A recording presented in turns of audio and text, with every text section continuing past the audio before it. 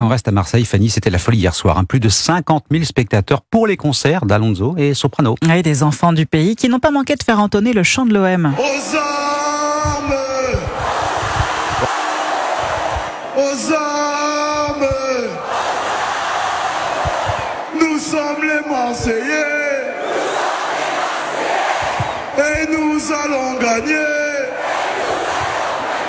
Allez l'OM, Alonso qui a profité de la ferveur olympique pour envoyer force et courage aux joueurs de l'Olympique de Marseille qui joue ce soir Bergame face à l'Atalanta, match retour de la demi-finale de la Ligue Europa. À l'aller, les deux clubs s'étaient quittés sur un match nul 1-1. Cette fois, Cyril de la Morinerie, il va falloir redoubler d'efforts.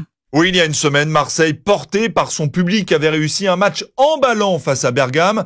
C'est d'ailleurs grâce à des performances majuscules au Vélodrome que les Marseillais avaient éliminé précédemment le Benfica Lisbonne et Villarreal. Mais cette fois, c'est dans une ambiance hostile, dans un tout petit stade d'un peu plus de 15 000 places que Marseille va tenter de se qualifier et il faudra faire un sans faute, prévient l'entraîneur phocéen Jean-Louis Gasset. C'est le match qu'il faut réussir. Tous les joueurs sont conscients que peut-être ils joueront plus jamais une demi-finale de Coupe d'Europe. On va tout donner, ils sont prêts. Les Marseillais sont prêts, les Italiens aussi. Bergame, qui avait facilement éliminé Liverpool, s'attend à un match difficile face à l'OM, estime le consultant d'Europe 1, Alain Giresse. L'Atalanta a été surpris par la performance des Marseillais au match aller, donc il peut y avoir une certaine crainte de la part de l'Atalanta, mais on est dans la recherche de l'exploit. Et pour réaliser cet exploit, l'OM compte plus que jamais sur son goléador Pierre-Emerick Aubameyang, qui a marqué 10 buts en Ligue Europa cette saison. Cyril de la Morinerie.